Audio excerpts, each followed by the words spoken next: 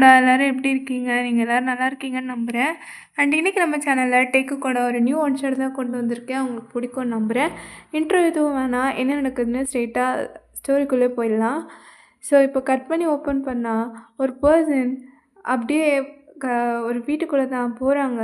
அவங்க போம்போது பலார்ன்னு ஒரு சவுண்டு. அப்போ அந்த பெர்சன் தான், "டேய்! எவன்டா அவன் இவ்ளோ சத்தமா கை தட்டுறது? டிவி பார்க்குறது தான் பார்க்குறீங்க. டிவி வால்யூம் போட்டு கம்மியா கை தட்டுங்கடா. என்னடா அங்க வரைக்கும் எக்கோ அடிக்குது?" அப்படின்னு சொல்லிட்டு உள்ள வராரு. பார்த்தா அவரு வர டைம்ல ஒரு பெர்சன் உள்ளேருந்து அப்படியே கோவமா அப்படியே போறாரு. இவரும் கன்ஃப்யூஸ்டா என்ன ஒரு வேளை வேலைக்கு நேரமாயிருச்சோ? அதான் போறான் போல இருக்கு அப்படின்னு சொல்லிட்டு போறாங்க. அ அப்படியே இந்த பக்கம் பார்த்தா, இன்னொரு பெர்சன் கன்னத்துல கைய குடுத்துட்டு, அப்படியே கைய வச்சுட்டு அதாவது அவங்க லெஃப்ட் சைடு கன்னத்துல இருக்கு. கைய வச்சுட்டு அப்படியே நின்னுட்டு அப்படியே சிரிச்சுட்டே இருக்காங்க. ஸோ இந்த ஆப்போசிட்ல வர பெர்சன் பார்த்துட்டு, "டேய்! டேய்! டேய்! ஆ என்னடா கன்னத்துல கைய வச்சுட்டு நிக்கிற? அ என் மச்சான் எதுவும் குடுத்தானா என்ன?" "ஆ ஆ ஆ ஆமா. குடுத்தாரு." "குடுத்தானா? மச்சான் என்ன காலையிலேவா?" என்னடா நான் பேசிட்டே இருக்கேன். நீ கன்னத்துல கை வச்சு சிரிச்சிட்டு இருக்க. அ எங்க கையெடு. அந்த கன்னத்த ஏன்டா அப்படி புடிச்சிருக்க? கை வலிக்க போகுது. எட்றா கைய அப்படி. பார்த்தா அந்த பெர்சனோட கன்னம் அப்படி செவந்து போயிருக்கு. ஸோ இதெல்லாம் பார்த்துட்டு அ ஆக்சுவலி அந்த பெர்சன் நம்ம ஜெமினா தான். "டேய்! என்னடா கன்னம் தக்காளி பழத்தோட செவ செவன்னு செவந்து போயிருக்கு. நீ என்னடான்னா ஏதோ அவன் முத்தம் குடுத்துட்டு போன மாரி பல்ல காட்டிட்டு இருக்க." அவன் தானே அடிச்சான்? ஆ ஆமா ஜீவனா. அவர் தான் அடிச்சாரு. த்தூ! அடி வாங்கிட்டு சிரிச்சிட்டு நிக்கிறியே! உனக்கு வெட்கமா இல்ல? அ இல்ல ஜீவனா. அது ரொம்ப நாளுக்கு அப்புறம் அவன் கை என் மேல பட்டுச்சா, அதனால அவன் அடிச்ச வலியே எனக்கு தெரியல. அப்படின்னு சொல்லிட்டு அந்த பெர்சன் அப்படியே ஃபோன் எடுத்துட்டு செல்ஃபி தான் எடுத்துட்டுருக்காரு. இது ஜெமினா பார்த்துட்டு, அதாவது நம்ம தயங்கு தான் செல்ஃபி எடுத்திருப்பான். ஸோ நம்ம ஜெமினா பார்த்துட்டு, "த்தூ! ஏன்டா அடி வாங்கினது போயி, நீ என்னடா செல்ஃபி எடுத்துட்டுருக்க? சரி என்னவோ இருந்துட்டு தொலையட்டும்." இவனுக்கு வர வர கோவம் அதிகமாயிடுச்சு. இவனா மச்சான் வேணாம் விட்றா. அ சரி வா மருந்து போட்டு விட்றேன். ஆ மருந்து போட போறியா? வேணாம் ஜிமினா. வேணாமா? கண்ணு தக்காளியாட்டம் வீங்கி போயிருக்கு. உன்ன வச்சுட்டு ஒன்றும் பண்ண முடியாதுடா. டேய்!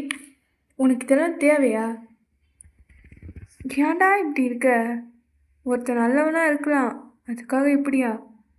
அவன் வர வர ரொம்ப ஓவரா பண்றான். அடிக்கிறான். நீ வேணான்னா சிரிச்சிட்ருக்க.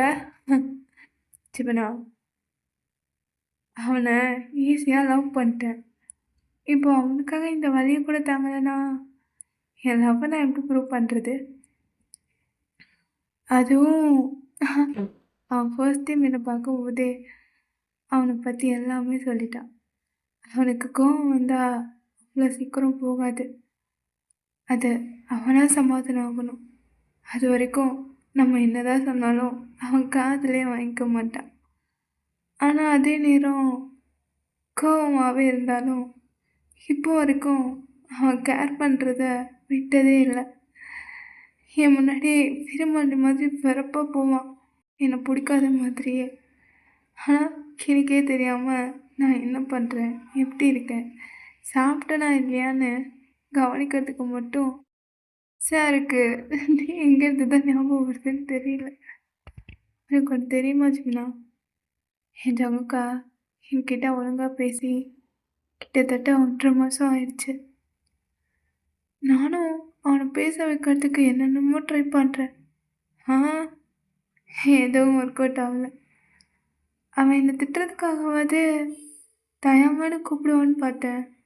அதுவும் கூப்பிடல. இந்த 1.5 மாதத்தில் அவன்கிட்ட கூட என்னை போக விடலை. அட்லீஸ்ட் இன்னைக்காச்சும் என்னை அடிக்கிறதுக்கு அவன் கை என் மேல பட்டுச்சுல, அதான் எனக்கு அவன் அடித்த வலியை விட அட்லீஸ்ட் இப்போவாச்சு அவன் கை என் மேலே பட்டுச்சுன்ற சந்தோஷம்தான் இருந்துச்சு. டேய், என்னடா சொல்கிற?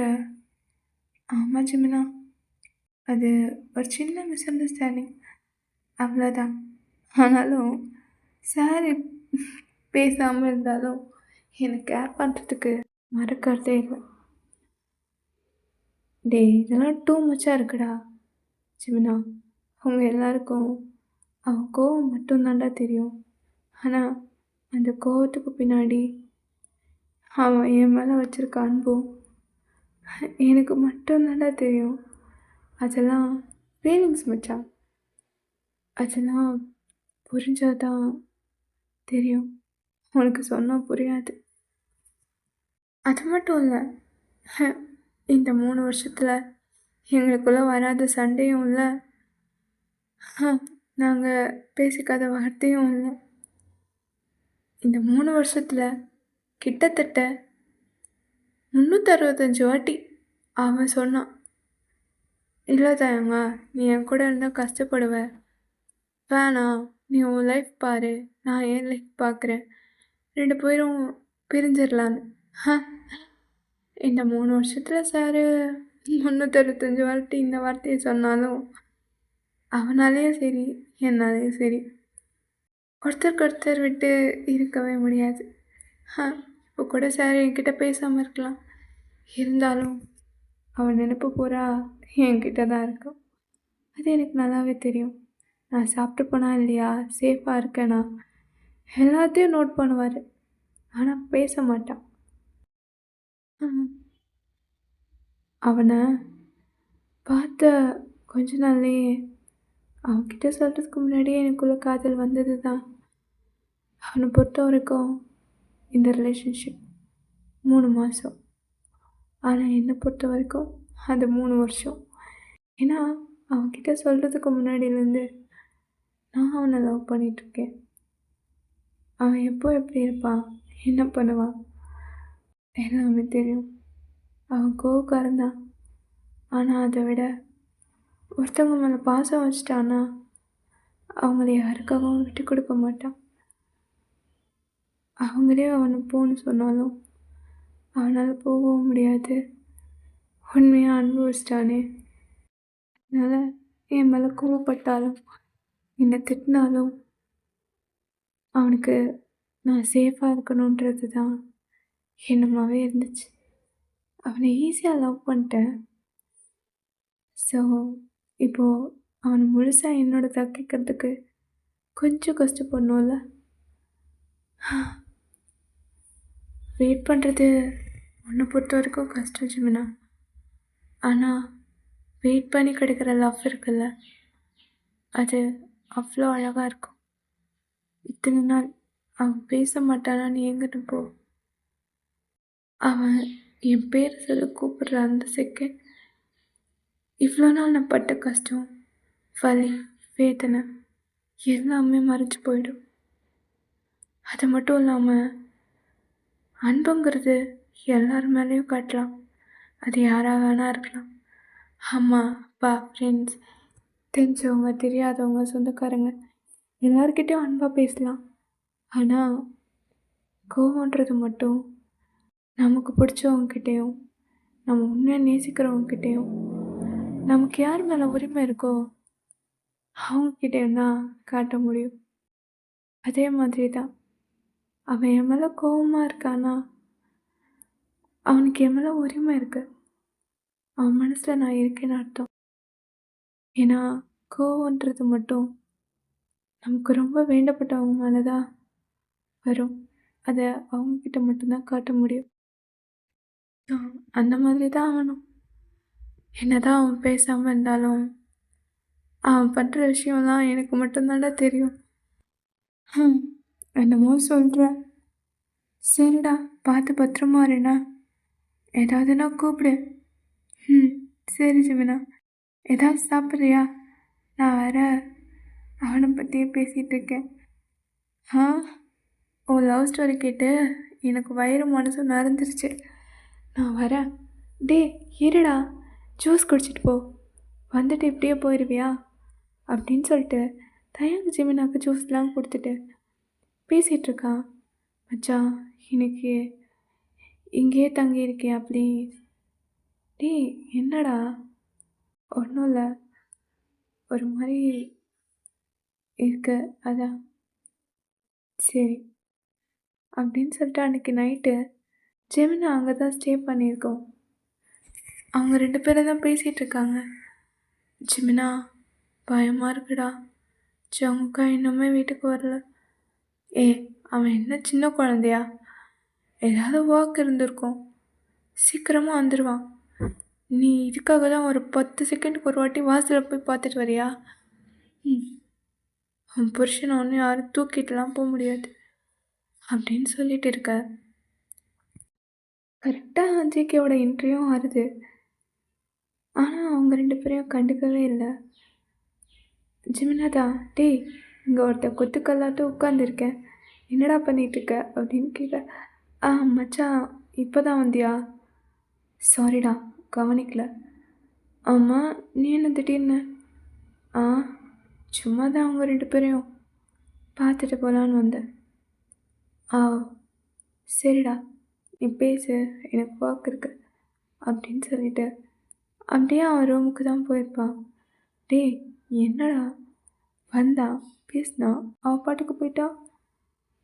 நான் தான் சொன்னேன்ல, நான் இருக்கேன்ல, அதனால என் முன்னாடி அப்படி தான் சிட்டு மூஞ்சி இதெல்லாம் பண்ணும் அப்படின்னு சொல்லிட்டு சரி வா தூங்க போகலான்னு சொல்லிட்டு 2 பேரும் போயிருப்பாங்க. சிம்னா நீ அங்கே தூங்கு. சரி நீ எங்கே தூங்க போகிற? நான் ரூமில் போ. வேணாண்டா, உனக்கு இது போனேன். சரி போகிறேன், மூஞ்சி அப்படி வச்சுக்காத அப்படின்னு சொல்லிட்டு அவங்க ரூமுக்கு தான் போகிறான். தூங்கிட்டான் போலயே. சரி தூங்கும்போதாவது மனசில் இருக்கிறதெல்லாம் கொட்டிடலாம்ல. எவ்வளோ அழகாக தூங்குது பாரு. அது என்னமோ தெரியல, உன் இடத்துல வேறு யாராவது இருந்திருந்தா நான் இவ்வளோ அமைதியாக பொறுத்து போயிருப்பேன்னு தெரியல. என்னதான் என் மேலே கோவத்தை காட்டினாலும் எனக்கு உன் மேலே கோவமே வரல. அது அப்படியே ரிவர்ஸாக எனக்கு உன் மேலே இருக்க அன்பை இன்னும் அதிகமாக்கிட்டே தான் இருக்கு.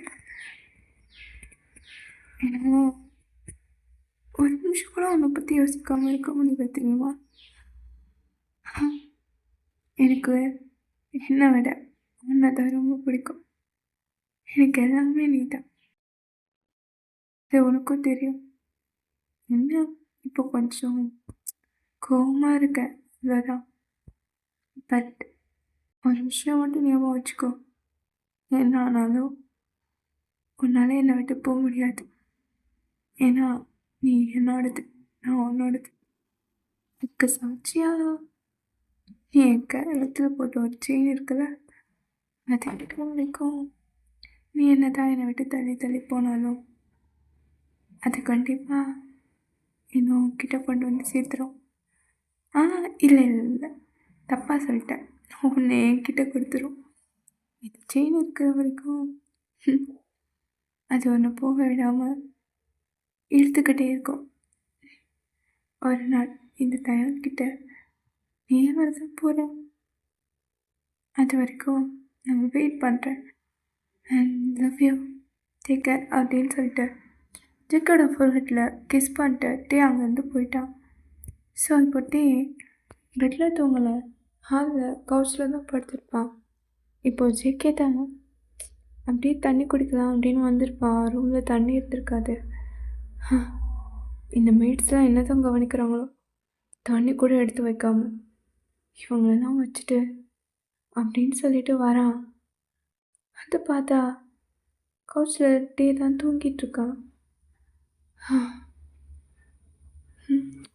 நான் எதுக்கு அவனை பற்றி யோசிக்கிறேன் அப்படின்னு சொல்லிட்டு வாட்டர் பாட்டிலில் ரீஃபில் பண்ணிவிட்டு அதை எடுத்துகிட்டு போயிட்டே இருக்கான். அப்படியே ஸ்டெப்ஸ் கிட்ட போனவன் மறுபடியும் அப்படியே பின்னாடி வந்துட்டு இன்னும் கேர்லெஸ்ஸாக அப்படியே தான் இருக்கான். அவனை கூட பார்த்துக்க தெரில அப்படின்னு சொல்லிட்டு ஒரு பெட்ஷீட் எடுத்துகிட்டு வந்து டே மேலே கவர் பண்ணிவிட்டு அப்படியே போயிருப்பான். ஸோ அவன் கவர் பண்ணிவிட்டு போகலான்னு நினைக்கும்போது கரெக்டாக டீ சங்குக்கோட கையை தான் அப்படியே பிடிச்சிருப்பான். ஸோ ஜேகேவும் டீயோட கையை எடுத்து விட்டுட்டு அப்படியே அவனை திரும்ப பார்த்து லைட்டாக ஒரு சிரிப்போட அப்படியே போயிட்டான். என்னதான் கோவம் இருந்தாலும் அவனுக்குள்ளேயும் அன்பு இருக்க தான் செய்யுதுல்ல. ஸோ இந்த ஸ்டோரி இதோட நான் கம்ப்ளீட் பண்ணிக்கிறேன். அண்ட் அதே தான், ஒருத்தவங்க உங்கள் மேலே ரொம்ப கோவப்படுறாங்கன்னா அது தப்பாக எடுத்துக்கிட்டு தயவு செஞ்சு அவங்கள விட்டுறாதீங்க. ஏன்னா ஒருத்தவங்க உங்கள் மேலே அதிகமாக கோவப்படுறாங்கன்னா அவங்க உங்கள் மேலே உண்மையாக அன்பு வச்சுருக்காங்கன்னு அர்த்தம். புரிஞ்சுருக்கோன்னு நினைக்கிறேன். அண்ட் இன்னொரு விஷயம், லாஸ்ட்டாக ஒரு ஸ்டோரி போட்டிருந்தேன். அதில் டேக்குக்கு பிரியிற மாதிரி கிளைமேக்ஸ் வச்சு அது நிறைய பேர் வந்து பிடிக்கல. ஸோ இனிமேல் நம்ம சேனலில் டேக்குக்கு பிரியிற மாதிரி எந்த ஒரு ஸ்டோரியும் வராது. ஸோ இதை வந்து நான் முடிவு பண்ணிட்டேன். ஹாப்பி என்டிங்ஸ் மட்டும்தான் இனிமேல் நம்ம சேனலில் இருக்கும். பார்த்துட்டு எப்படி இருக்குன்னு சொல்லுங்கள். அண்ட் நெக்ஸ்ட் வீடியோவில் மீட் பண்ணலாம். பாய்.